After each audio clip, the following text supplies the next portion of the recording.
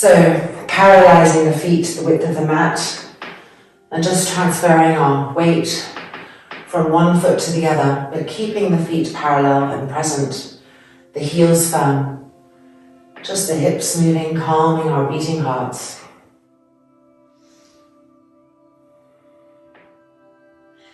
And when we feel ready, centralizing that weight, checking our feet that they haven't moved, spread the toes, lift the inner arches, the inner ankles, feel the kneecaps lifting.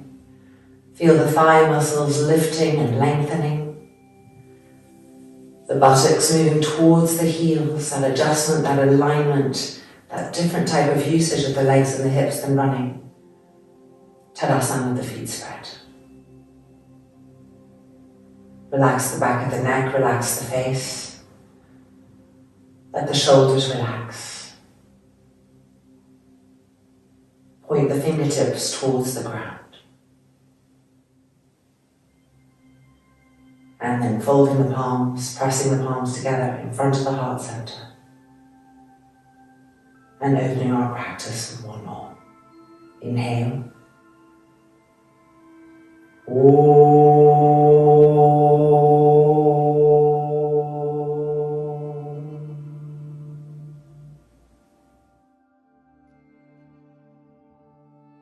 And exhale.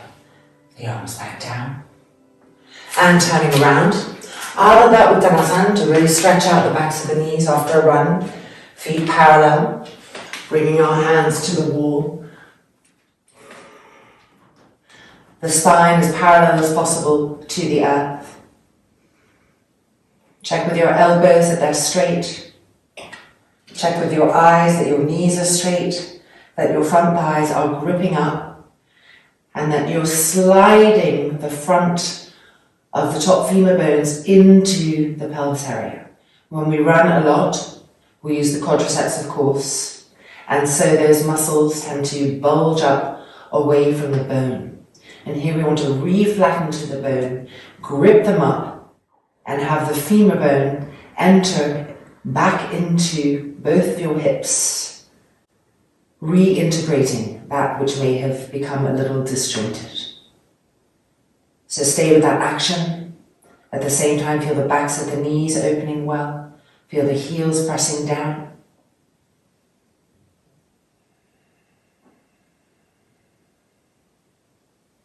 And then coming back up and releasing. Parsvottanasana with our front foot lifted against the wall. So it's going to stretch out the calf and the Achilles tendon, as well as the leg, of course. Move the left leg back. Turn the hips as much as possible to face the wall. Now look at this front foot, pull the toes towards you and activate the knee up and the front thigh up and the front of this femur bone into the hip sockets. Even out the pelvis as much as possible. When you feel ready, keeping the legs gripped and firm, the back heel pressing down, coming forward.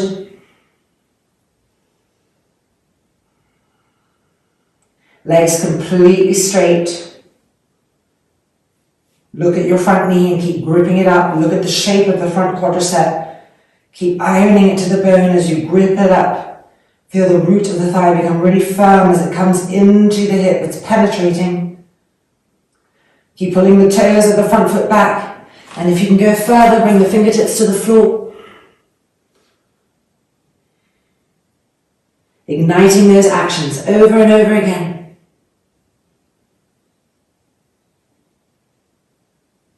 And then coming back up and changing sides. Left leg forward, as close as possible to the wall, stretching out the back of the heel, the back ankle, the calf. Back heel firm. Turn the hips. Now grip this knee up purposefully. Look at the shape of the muscle changing, grip it up, and visualize it being drawn into the hip socket again. Coming forward. Stay with those actions. See how they want to move, where they want to move, and draw them back in with purpose. Coming down if you feel ready. not shying away from the opening of the back of the knee. Grip the quadricep up, all the way into the hip socket. Keep the back heel firm. Pull the toes of the front foot back.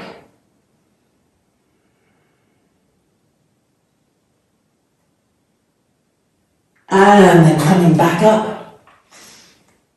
And exhale, releasing. Trikonasana in the same way. The right foot right up against the wall. The left leg back. Look at your knee and grip. Look at your thigh and grip. Visualize the sliding into the hip socket. The outside edge of the back leg firm.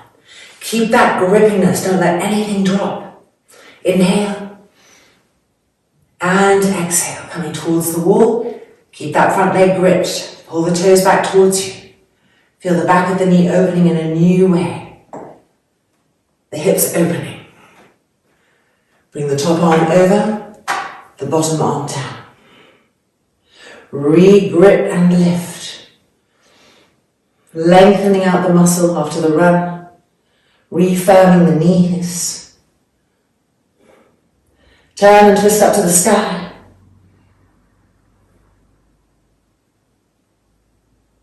And then coming back up. Re-grip. And changing sides. Trikonasana. Left foot right up against the wall. Stepping back. Lift this left knee. Feel the shape of the muscle changing as you grip. Draw it into the hip socket. Rise from there. Outside edge of the back foot firm. Knees firm.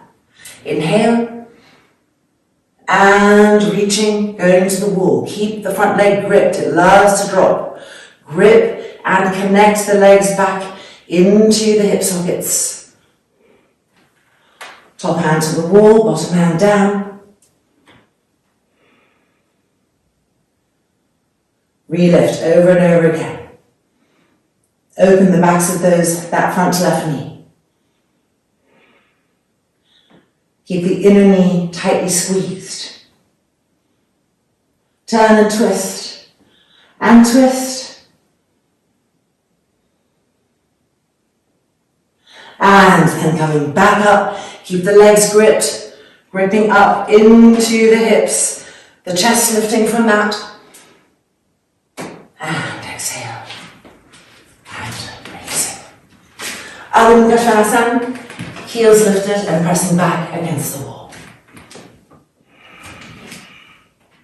So the knees are an experience of being safely held in true straightness. Try to recreate the feeling at the backs of the knees that you had in the poses when your foot was lifted against the wall. And to do that, you have to recreate the movements of the front kneecaps, the thighs, the finger bones coming into the hip sockets. Recalibrating our legs into our hips.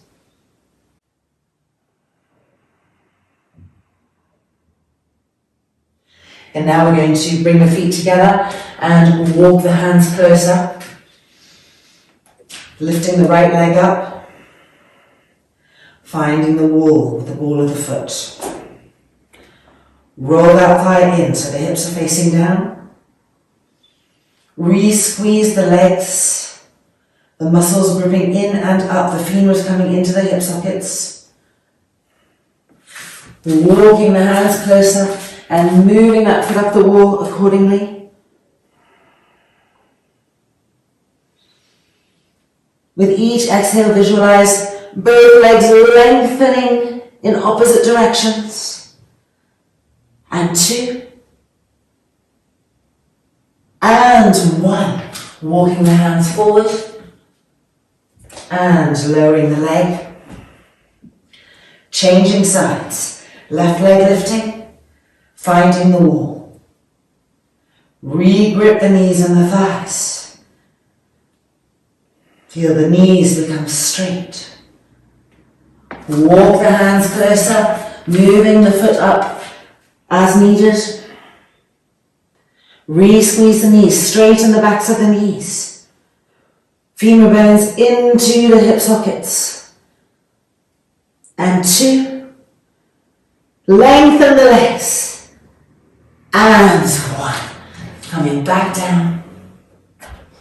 Adho Mukha Svanasana. Walk the hands forward, spread the fingers, spread the feet apart again, and push the heels back.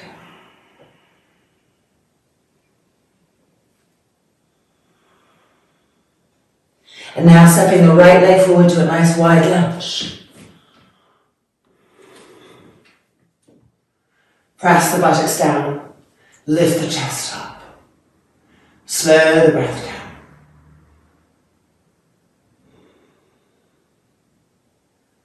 Keep pressing the left buttock down towards the ground. And feel the unfurling of that length coming back to the front thigh, the front hip flexor,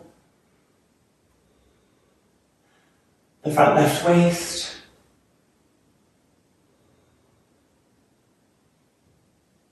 And now we're turning to the right. Bending that back leg and reaching for the foot. Drawing it closer and then releasing. Drawing closer and releasing. Drawing closer and releasing. Changing sides.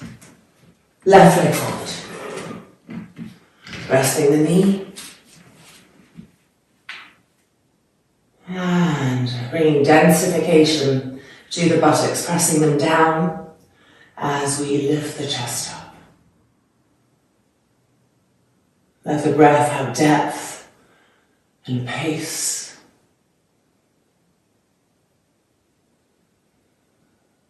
Be in your thigh, underneath the muscle, watching it lengthen and flatten to the bone, and bring that freedom to the front hip bone, the front right waist. And now turning to the left. Bending the back leg, holding onto the foot. Drawing the foot in. And releasing. Drawing the foot back in. And releasing. And again, drawing the foot in. And releasing. Adho Mukha Svanasana.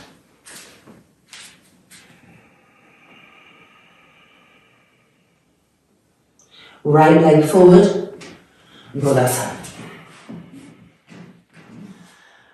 Move that back leg back, keeping this shin as parallel as possible. You can always bring an arm underneath for support. Lower the head down, surrender to this. Keep relaxing the face, exhaling into that discomfort, trusting its embrace.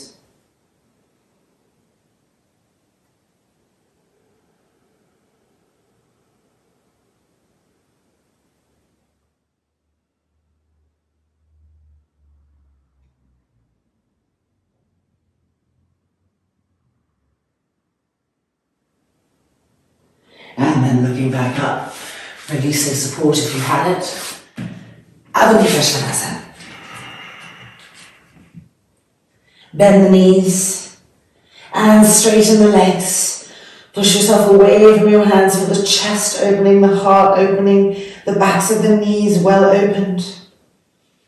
And left leg forward, Buddhasana. Taking support from the hand if needed.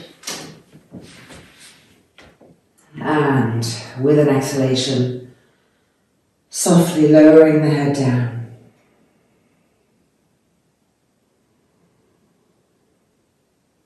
Each breath bringing us deeper and deeper into that trustingness.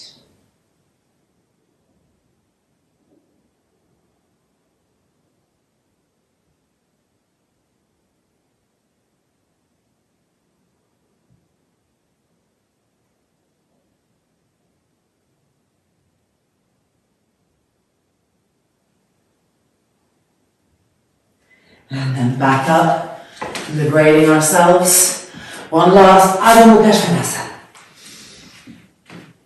Give it your maximum here, peaking the sit bones to the sky, releasing the neck and the head completely.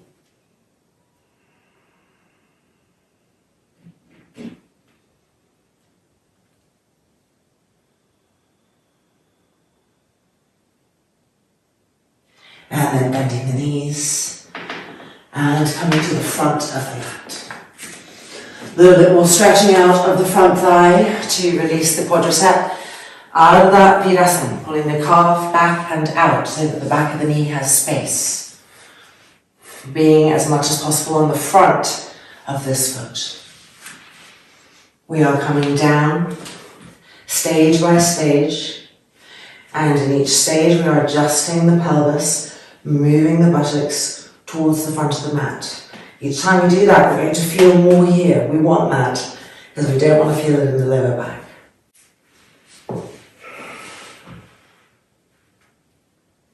If you're able to, lift the arms, cross the thumbs, and stretch the arms back. Now count the length of your inhale and match it with the count of the exhale. Bring that even steadiness to the nervine system. No matter what's being experienced in the physical body.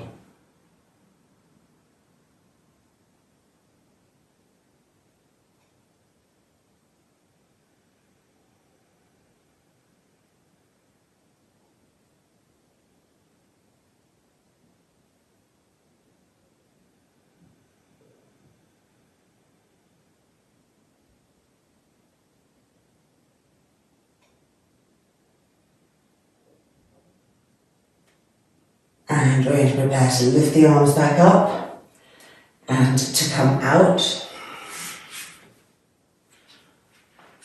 And as we release, we come onto the tops of the toes and stretch the front foot out. There are hundreds of little bones there and all of their linkages. That's it. And releasing. Changing sides. Ardha Virasana. Pulling the calf back and out. Adjusting so that as much as possible you're on the front of the foot.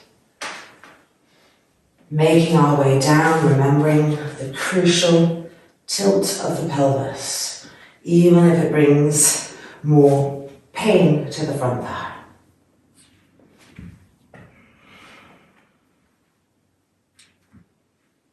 If possible, lifting the arms up and stretching the arms back.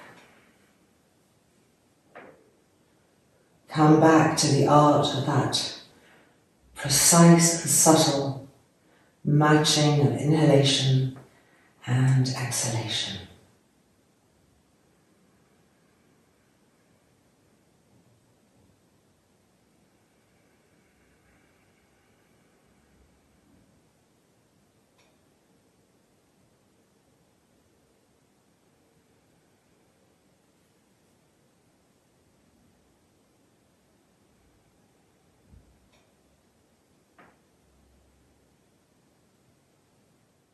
Keep densifying the front of that left thigh down. We're almost done.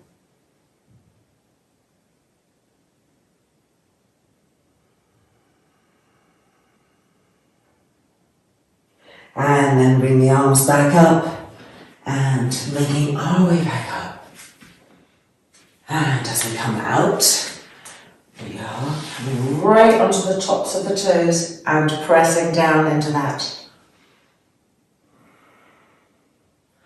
You have to trust that this is healthy pain that liberates.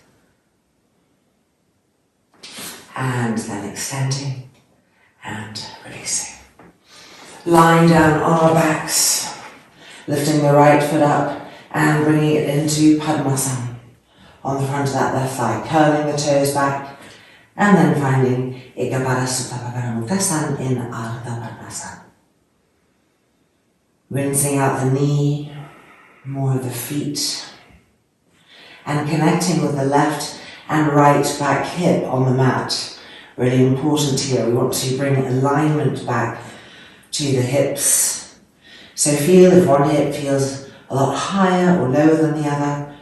Try to get evenness, adjust. Be sensitive there, create that evenness. And breathing, ujjayi, one breath.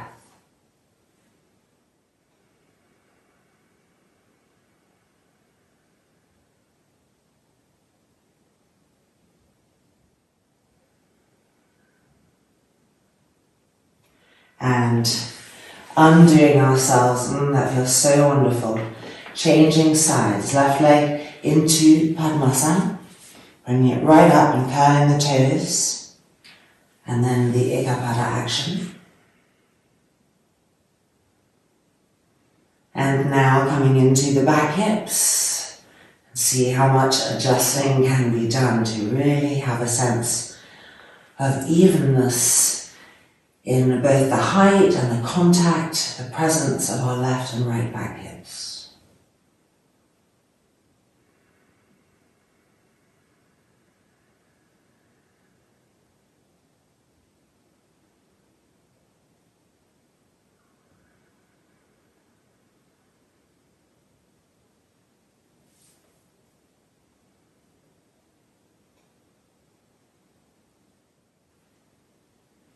And then the right foot to the floor and the left leg out. Little supine twist that's also going to help our knees, our ankles and our feet. Supine Garudasana. So we're lifting the right foot up. Let me move a little bit back here. We're lifting the right leg up, hooking the right knee over the left, and then the foot behind. Now move the feet away from the buttocks. Extend the arms, they're in line with the shoulders. With an exhalation, the legs coming to the left. Feel that. Let the legs come down. Make them be heavy. Then inhale. And with an exhalation, twisting from the belly button to the right.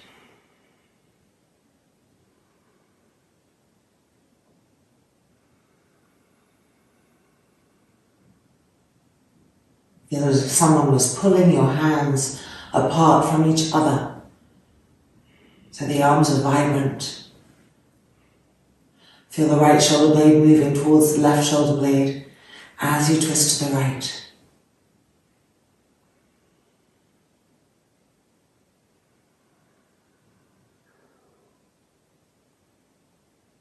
And let's bring the legs back up. Uncross. Changing. Left leg up. Knees together. Foot wrapped underneath. Move the feet away. Stretch the arms. Inhale. And exhale, legs to the right. Let those legs settle. Look for anything that's obstructing the descent of those legs. And now inhale. And exhale from the belly button, turn and twist to the left.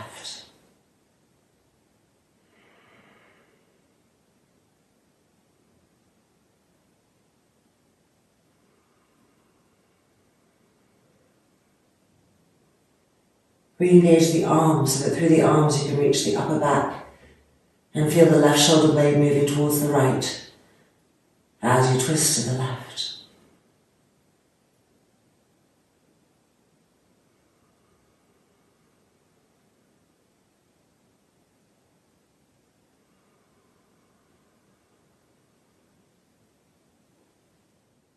And then bring the legs back up, uncrossing, and connecting both left and right back hips to the mat firmly. Don't let them lift up.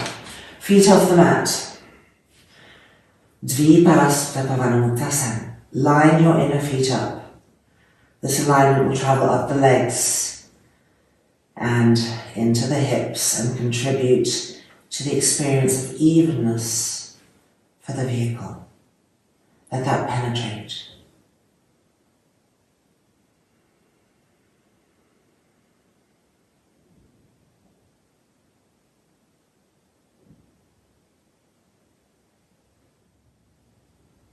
And now widen the knees apart, bring the arms inside, underneath the heels and reach for the outside edges of the feet. With the hands, move the feet apart from each other so that the calves are perpendicular to the floor and the soles of the feet are facing the sky. Pull the toes back, and with your hands, pull the feet down towards the ground. And with each exhale, relax the groins, the pubic bone, and the abdomen, over and over again. Waves of pacification.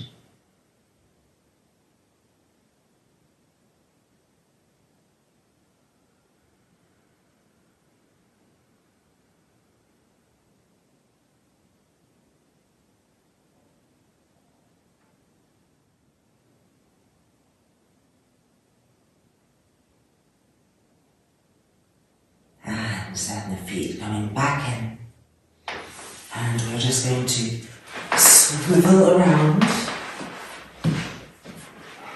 and take our Shavasana with our legs up against the wall. It's important that the legs be able to relax. So if the backs of your legs are really tight, come away from the wall so that your legs can be straight and relaxed and rolled open, which is going to relax all of the muscles that we've connected. It's going to also keep the lower back really supported by the ground, which has the effect of allowing all of the organic body to relax. And this ripples and makes its way up the entire body so that the heart center, the sternum plate, is resting in a state of blossoming. Eyes closing.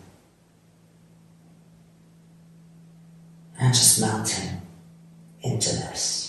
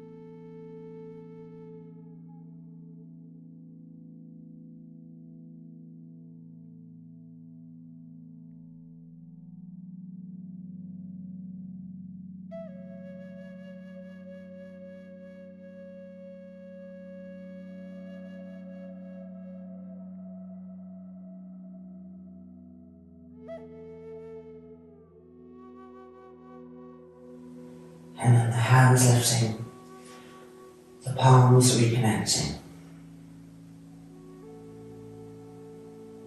Loka samastaha sukhino bhavantu.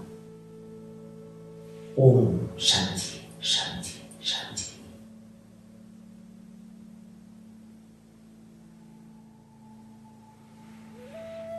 Releasing the hands, the eyes opening.